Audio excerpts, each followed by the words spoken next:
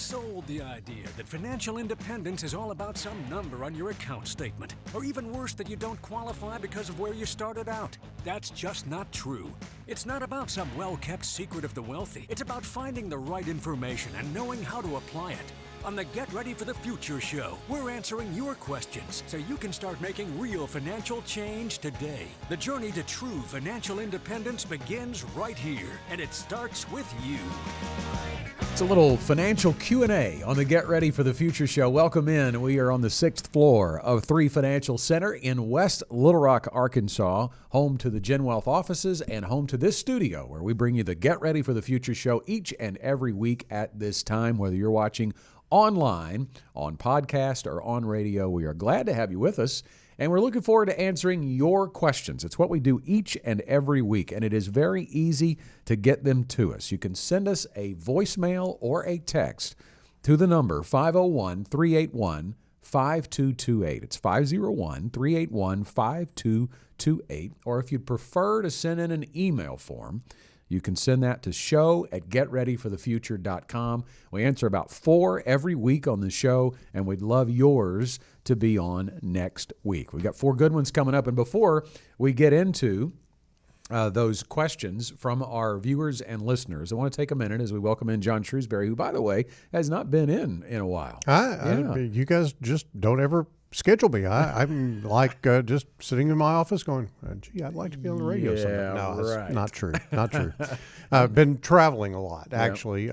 We attended a couple of educational conferences and stuff like that, things that we have to do on the corporate side of GenWealth, and now I'm back in the saddle. Yep, and ready to answer some questions. And I want to take just a moment off the front here to thank everybody who came out to our most recent GenWealth Academy workshop. It was earlier in this week as we sit and record live on October 30th, which, by the way, 6 days away from Election Day as we sit here today. Last night in Little Rock, we did a workshop on the election and your money, concentrating on what matters most, what is most important. And John, it really had a great Q&A there. But I just want to tell, for people who didn't get a chance to go to that, the big takeaway that you need to remember after you cast your ballot, if you haven't already, is stay invested. Because whoever wins this election, there is not likely to be a major upheaval in the economy,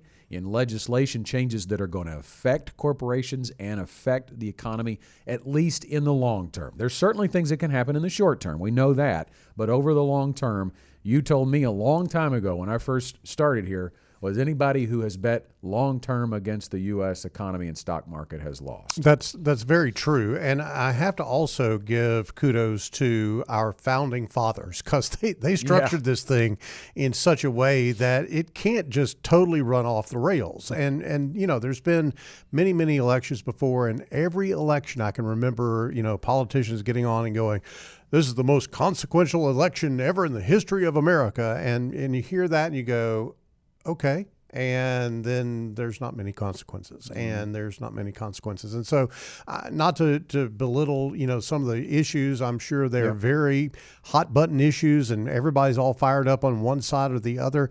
But the structure of the U.S. government is such that one person, be it Harris or Trump, is not going to rule the world, and they're not going to necessarily be able to bulldoze virtually anything through Congress. It still takes a process of lawmaking to change things substantively in this country. We have a chart that we're using on this week's fastest 4 minutes in finance, and I don't want to give away the entire thing here, but basically it is a chart comparing the performance of a $10,000 investment in the Dow Jones Industrial average all the way back to 1896 until current. And it's comparing if you were invested only when a Democrat was in office compared to only when a Republican was in office compared to riding it out all the way through. And it's a stark difference, to say the least. I cannot wait to see that edition of Fastest 4. If you haven't subscribed to the Fastest 4 Minutes in Finance, I want to tell you about what that is and how to subscribe. It is a video that we release and send to your email inbox every Friday morning, and it is 4 minutes or less, and usually probably 3 to 3.5, but we're never going to go over 4 because we know you're busy, and it's going to be a myriad of financial topics. It's been a lot on the election this year, but it might be Social Security, it might be retirement-related legislation, it might be the economy, investing, all sorts of financial topics. So if you're concerned about anything in that realm, which we know most of you listening and watching right now are, I want to encourage you to subscribe to the fastest 4 minutes in finance. Remember that number I gave you just a minute ago, 501-381-5228. You can text the word FAST to that number and we'll sign you up. You can also go to our website, getreadyforthefuture.com, and just look under shows, and you'll see the fastest 4 there, and you can put in your email. We're not going to blow your email inbox up. It's just going to be 1 email a week on Friday mornings with a quick video segment. Part of my Friday morning breakfast routine. I've got my iPad there. I'm eating breakfast. Your email comes in right at 7 o'clock in the morning. I click on it, and I find out what's going on because I got other things going on during the week. You'd think that I'd know this stuff, but really, it's very, very good content, very good, very informative. So Scott does a good job on that. I appreciate that. Let's dive into our questions now this week. Annette via text is up first. My husband is going to receive a pension from being a teacher. We are currently investing about 17% of my income. Is that enough, or do we need to invest more? Annette, thanks very much. And this is a little bit of a dichotomy when you think about retirement. People who have access to a pension, they can be very focused on that being enough. But Annette is wondering if it is going to be enough, and they're doing something additional, putting away 17% of her income. I would encourage you, Annette, to begin with the end in mind. Rather than focus on what you're doing now, we need to first think about what you're trying to accomplish later. And I think that's the mindset shift that has to occur here, John. And it really begins with when Annette and her husband plan to retire and how much income they're going to need and want. Yeah, absolutely. And we bifurcate or divide income to talk about required income or basic living expenses, those things that you're going to pay every month regardless of what may be going on. Those basic required expenses have got to be met with very predictable income. Pension is a very predictable income source. Social Security is a very predictable income source. So for Annette and her husband, I would say sit down, take a calculation of what that pension amount is going to be. Be sure to take into consideration whether you're looking at a life-only pension for your husband or you're looking at a joint survivor pension for your husband, and understand what the differences between those are for both your current income and your future income if your husband should predecease you. But you got to get that picture in mind. Then add in your Social Security, what you anticipate to come from your Social Security checks, and that will give you a dollar amount that you will be able to provide for basic living expenses. Now, that may or may not be enough. No one sits around and goes, oh, we're going to give them Social Security and this pension so they can cover their basic living expenses. It's just a calculation that's done in a vacuum. You have got to meet those living expenses, and you've got to determine what those living expenses are. So you've got to go through that calculation of understanding what your need is on basic living expenses. Then if you need to supplement that income that would meet those basic living expenses, you may want to take some money from that 17% accumulation bucket that you've got going on right now and add to a regular, predictable, dependable income stream that meets those basic living expenses. And then from there, Scott, it's really very discretionary. Yeah. And so obviously, if your husband is going to have a pension, that is not likely to be anywhere near even 100% of his income. So you can obviously realize it's going to be much less of the household income. So you are going to need other resources, and you are investing 17%, and that's great. I think that, when we get into this percentage, this contribution rate as a percentage of your income, and one of the things she doesn't say is a 17, she does say her income, 17% of her income. There are some good rules of thumb out there, but they're meant really to just get started. A lot of people say 10 to 15%. If you're not saving anything and you hear I need to be saving 10 to 15% and you start doing that, that's a good thing. But in terms of what your personal contribution rate should be, depends on a few things. And we've already talked about the major one, John. It's income, because if you have a lot of guaranteed income, you may not need to save as much as someone else who doesn't. But the other thing is we don't even know how old this couple is. So if they're behind, her contribution rate may need to be larger. Yeah, I think this is kind of, to coin a phrase, this is the difference between being generally right and precisely wrong. Right. You know, exactly. you can really narrow this down and get very specific. And I think that's what you need to do as you're going into retirement, because we have seen situations where people did not do the due diligence on this, and they came back going, we're really not able to make it. Can we do something else? And so to prevent that and prevent you from making some commitments that can't be changed down the road, then you really do need to pay attention to this mathematics problem that presents itself. Yeah. So I would encourage Annette and her husband to go through the planning process. The GenWealth Ready to Retire process will work you through where you're going to end up based on what you're currently doing now. And that asset level can translate into a defined monthly income for you with raises throughout retirement. And then you can determine if that looks good, if you're on track or you're not. And then we can determine whether you need to increase your savings rate or not. And I would also, to finish up this question, be careful about thinking of your retirement as his and hers. My husband's got a pension, so we're going to save my paycheck. That can cause you to silo your thinking in terms of where you're saving. Now, it's probably likely that if your husband's a teacher and he has access to an additional employer plan, a defined contribution plan like a 403B or a 457, there may not be a match with that. But if there is a situation where your husband has a bigger match that he's leaving on the table because he's not contributing to that retirement plan because he's good, he has a pension, and all of the funds are going to the spouse's plan and the match is not as good or non-existent, then you're leaving money on the table. So comparing retirement plans here matters, John. And I also think about the husband having access to a 457, which is different than a 401k. So there may be an opportunity to have money earlier that way. Yeah, there's lots of opportunities out there. I think, Scott, the important thing is you plan. You have got to sit down with someone who can guide you through this process and help you to arrive in a safe place as far as retirement is concerned, where you've got your basic needs covered and you've got some discretionary income, because everybody's going to want to do something more than just cover their basic needs in retirement. That's a very critical, and I would say that's a very big attaboy to this family, because they have been saving over and above the pension contributions that are going in on teacher retirement. And oftentimes people just go, well, that's my retirement, that I'm taken care of. Yeah. Not necessarily so.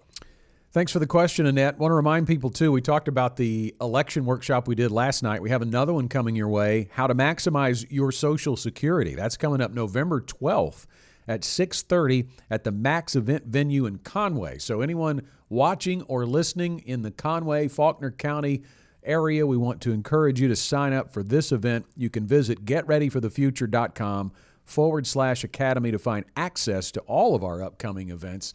And man, we're going to have a good Social Security workshop. That one is always very important for people to attend who are on the cusp of retirement, about to make Social Security decisions. You want to maximize your income. And man, it still floors me that there are 2,700 claiming strategies for Social Security. We mentioned that last night in the workshop. And so you need help guiding through that, and we'll have that for you in that workshop. Next up, it's Janine from Little Rock. My spouse and I, 50 and 48, earn $250,000 a year and have $4.75 million. We have 2 kids. I don't see us spending more than we currently do, about $125,000 a year, except when the kids go to college. When can I quit working? Well, the ever eternal question. 50 and 48, we're still pretty young. Yeah. We've got a pretty nice nest egg, though. Yes. Congratulations to you, $4.75 million. The question again becomes, Janine, how are you going to produce the income you want to retire on? Yeah, there is a lot there, Scott, that we have to kind of look at. First of all, Janine doesn't say exactly where this $4.75 million is, but we're going to assume that it's in a qualified account. If it's in a qualified account, then even if it is with a current employer, you cannot get to that money without a qualifying event, meaning that you quit or what have you, and you can actually draw without penalty at 55 from an employer plan. If it's in an IRA, it's 59.5. Why they did that, I don't have any idea, but that's what I hesitate to call it the wisdom of Congress or what have you, but that's how the laws came down. So in terms of when you can quit, it's when you can access that money is a big deal. Now, I think you also have to know, what kind of income do you want to retire on? Do you want to retire on the $125,000 a year that you're currently living on? If that's the case, then you do some simple math, figure out your Social Security. At $125,000 a year in income, that's a very small withdrawal rate from that $4.75 million. So I think it's very sustainable. Yeah, about 2.6%. That's where the withdrawal rate is. So it is very sustainable. Now that is a net number. We're assuming that you want to spend $125,000. So taxes would mean you'd likely need to withdraw more. And, to John's point, it depends on the types of accounts you have in terms of the taxation. And then inflation is a big key here too, because Janine, you're saying you want to live on about $125,000 because that's what you're living on now, especially if you're going to retire at 50 and 48 or anywhere close to that. You're going to have a long time frame of needing to raise that income. Your $125,000 is not going to buy the same amount that it does now in the future. So you have to have some growth component to your assets so that you're able to increase that income. And then the other question I would have here, because she does say they're only spending or living on about $125,000 a year, except when the kids go to college. How are you paying for college?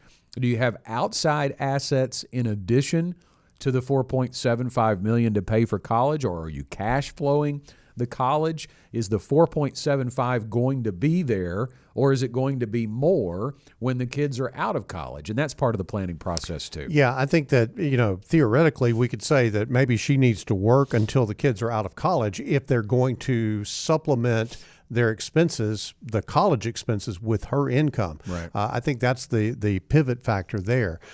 Even if you retire at age 55, though, that is 7 years down the road. If you think about how compound interest works, that $4.75 million could be $6, $7, $8 million by the time you get to that magic age of 55. So that's a consideration as well. I think, Scott, you could also, they could also stop if the spouse, if that spouse continues to work, because we don't know what the stream of income is coming from either of the spouses, but that is a possibility as well. Yeah, she doesn't mention when can we retire. She says, that's right. When can I retire? That probably could happen sooner rather than later if your spouse is going to continue to work. But that's a big piece of this too. We make light of that, but do you want to retire at the same time as your spouse, or are you just looking to get out of the workforce? Well, and I think this brings up something that is really interesting here, is that, if all of your money is in your qualified plan, that's great for retirement, but it boxes you in on everything else. Yeah, it really does, for the pre-tax penalties and things of that, the pre-retirement penalties and things of that nature. That's a real problem. The other thing that I think is really at play here is estate planning. Yep. I think that depending on where this money is, they could have potentially, and depending on how the election goes, they could potentially have an estate tax problem at some point in time in the future. Yeah, that estate tax exclusion is very high right now. It's in the neighborhood of 27, 28 million, isn't it? 13. It's 13.5, I think, per spouse here. So when we say estate tax exclusion, basically if your estate is under $28 million when you pass, you don't have to worry about paying estate taxes. But that is only in effect through the end of 2025. And if there's no change or no new legislation that changes it, that's going to significantly lower, and it could be even lower, because it has been as low as $1 million in the past. I don't think it's ever going to go that low. But if you think about this 4.75 and having a pretty, I would say, low level of income at you don't think of 125,000 as low, but compared to the 4.75 million, it's not a lot that's going to be pulled out of that portfolio. So you could really be looking at in 10 or 15 years, they could have $7 million, $6 million, $5.5 million. And what is that estate tax looking like then? So some estate planning, some forward-looking estate planning is big there. And then I think about, to your point, if most of this is in a qualified plan, I think it would be difficult at ages 50 and 48 to accumulate that much money in a qualified plan because you can only get so much in it, but it could be close. If they have all of that in IRA money at the time of their death, that is a tax bomb that is about to explode on their kids. Yeah, planning is more money, more problems. You've got to have people come together and look at estate, look at tax, look at retirement income, look at college education. All of those things are just ripe for work with a financial advisor. I think that clearly is something that the more you have, the more things there are to say grace over. But that is not to say if you're listening to this show and you don't have a lot of money, that is not to say that you don't need to work with a financial advisor. The issues are just more straightforward and less complex. So, but the help is still necessary. Scott, we were talking about the estate planning thing. I think it is very important to note that, there is a sunset of the Trump tax cuts that were passed in 2017 that happens at the end of 2025, and then it just reverts back. But I think that it is a consequential election depending upon who is in office at that particular point in time, how low that estate tax issue actually gets driven and many people think, I don't have an estate tax problem. Well, you might if you understand what all is included in your estate. I think about what you said too about even if you don't have a lot of money, this is some things that you need to consider the planning process. It's always a lot of money to you, right? And we think that way at GenWealth. Whether we work with people who have $4 million, we work with people who have $400,000, and still a retirement income plan is important, and estate planning is important in both cases.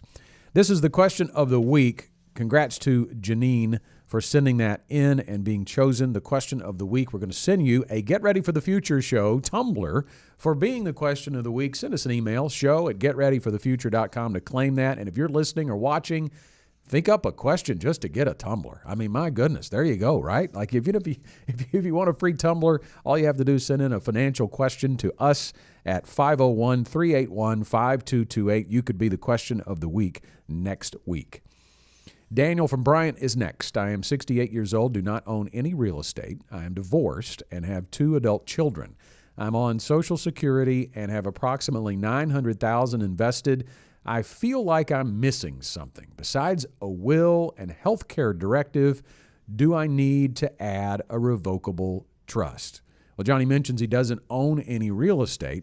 The $900,000 invested, where that is, also comes into play on whether he needs a trust as well. Yeah, absolutely. Let me first very clearly state that we're not attorneys, so don't take anything we say on this show as legal advice because that's not the business that we're in, but we can help to explain some things. So let's talk about a revocable trust and what a revocable trust can do. It serves the purpose in most cases of avoiding probate. Probate is a legal process for a dispensing of your estate if you die without a will, or even if you die with a will, it goes to probate. If all of your assets are in a trust, then that bypasses probate and is settled through the process of settling the estate through the trust.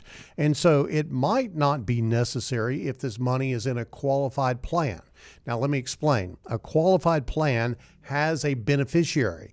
You should name your children as beneficiaries if that's where you want that money to go. That's what we would advise anyone, that you can designate a beneficiary and that money goes directly to them. It does not have to go through probate or anything of that nature. It just passes directly to them. So that is a probate avoidance technique. Now, if this money is in a non-qualified account, meaning a non-IRA 401k type account, then that is a completely different story. There may be issues of putting this money in a trust that you want to protect it in some way.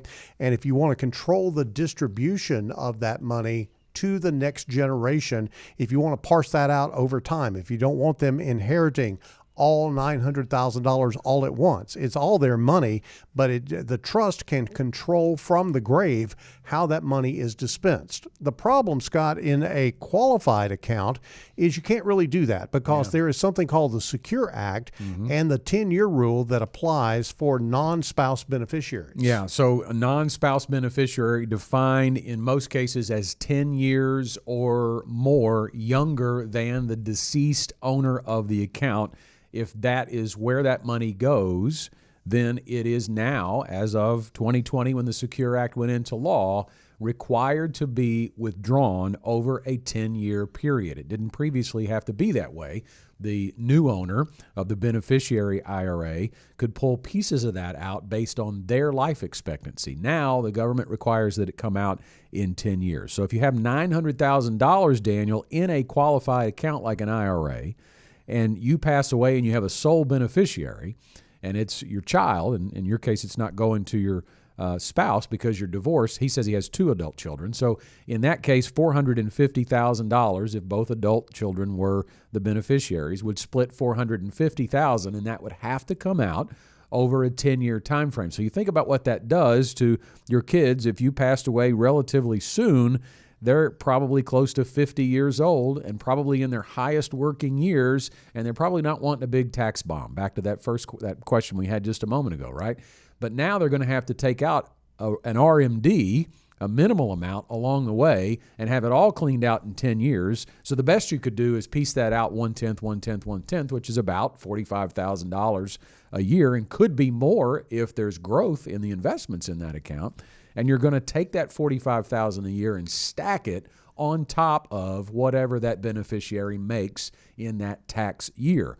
So you can imagine what that might do. Where tax brackets are now, it could jump them from a 24% federal to a 32% federal tax bracket with at least some of those withdrawals. So it is a big, big tax bomb waiting for the next generation, and planning needs to be done. And I think a withdrawal strategy while he's still alive, while Daniel is still alive, makes sense because you can still keep it. You don't have to spend it, but you can put it in different investment vehicles that don't have those same rules attached, John, and allow your child not to be hammered tax-wise. Yeah, Scott, I have to believe, we were talking politics earlier, I have to believe when the impact of the Secure Act begins to hit the baby boomers' children, there is going to be wailing and gnashing of teeth about how much tax they're paying on their parents' IRA accounts after they inherit them. I know that we recently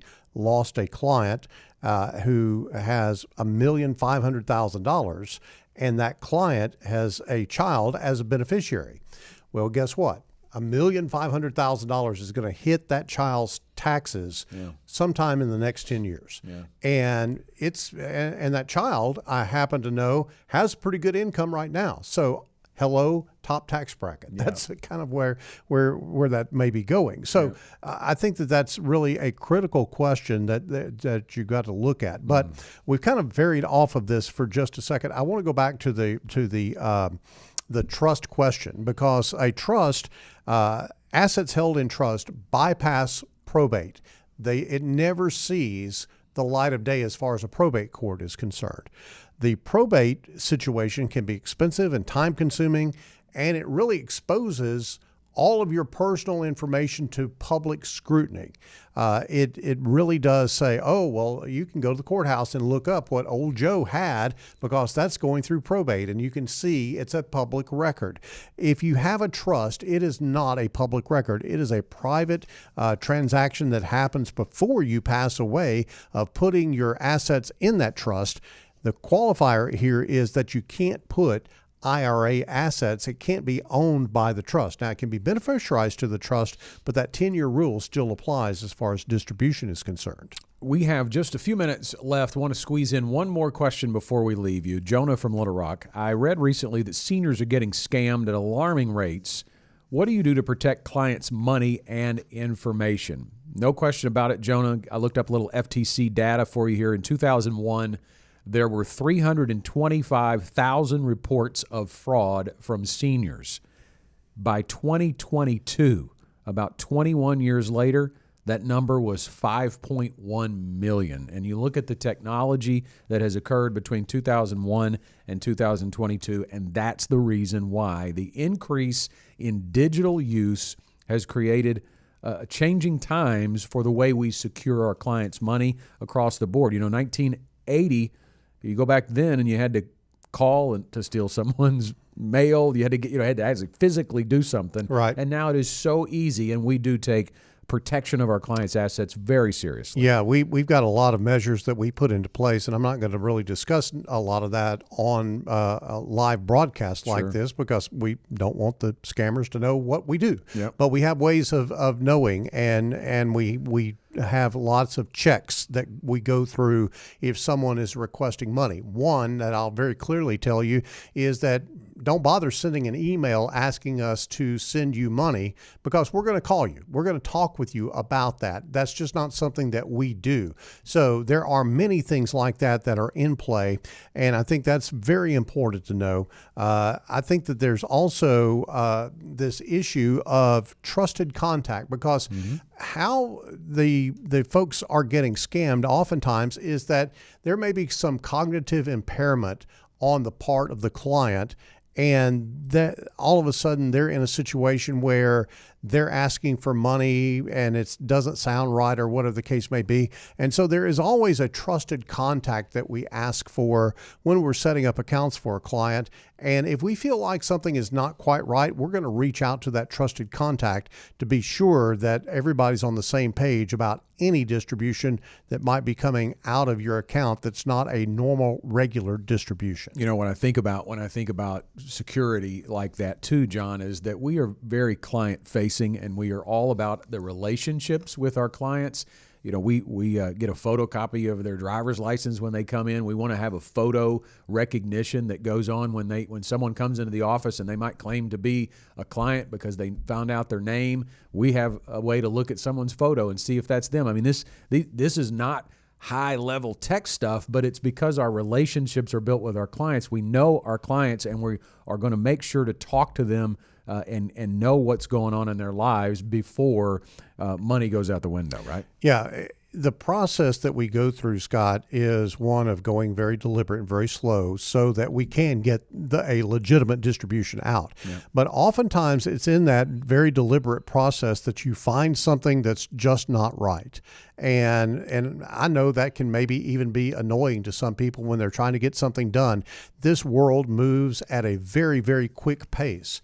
But what we don't want to do is get so used to running with a quickness that we make a mistake or we allow something to happen that should not happen. And there are a lot of checks in place, not only here at GenWealth, but with where the funds are custodied through our broker-dealer, LPL Financial. There's layers and layers of security that we try our best to keep anything from happening. It's not a perfect world. Obviously, if the U.S. government can get hacked, almost anybody can get hacked, but we do try to make efforts to be sure that there's not a scam that's perpetrated on one of our clients. We'll end this with a website, Jonah, we're going to give you from the FBI. This is one you can go to if you think you need help in that regard. It is www.ic3.gov. The FBI has that website, and certainly you need to report that if you feel like this is actually happening to you or someone you know. But thanks very much for the question. Absolutely. Time for our final thoughts, John. So I think that, when you take a look at some of the questions that we've had today, I want to go back to this whole estate planning thing. Scott, it's startling to me that there is a very small percentage, like 23% of the public has an estate plan. And I don't care how much you have or don't have, you need an estate plan. You need to be able to direct where your wealth, where your assets go when you're gone. The last thing you want is your family fighting over a small amount of money or a large amount of money. If you basically make your wishes known, it's documented on paper, it's signed, it's notarized, it's witnessed, then your family knows, okay, this was mom or dad's, wishes for this. It's very clear. It's very in black and white. Estate planning is something that I think is very, very important for folks to really latch onto. And Scott, that's my takeaway for today, is that if you haven't done that, reach out to us. We have methods to help you accomplish a estate planning program for you that we can guide you through. My final thought is a reminder about our upcoming workshop, How to Maximize Your Social Security, November 12th at 6:30 at the Max Event venue in Conway. We need you to register. It's free to attend, but we want you to reserve your spot by visiting getreadyforthefuture.com/academy. You can also, there at that address, find access to all of our upcoming events. And that is all the time we have for this week's Get Ready for the Future show. As always, we are so happy that you joined us. And if you have a question, please get it in before next week's show. You can call and leave a voicemail or text to 501-381-5228 or send an email to show@getreadyforthefuture.com. See you. The GenWealth financial team is available to you 24/7 at info@getreadyforthefuture.com or call our offices at 866-653-PLAN. That's 866-653-7526. You should personally consult a financial advisor before making any investment, and no strategy can assure success. Securities offered through LPL Financial. Member FINRA SIPC. Investment advice offered through Independent Advisor Alliance. Independent Advisor Alliance and GenWealth Financial Advisors are separate entities from LPL Financial.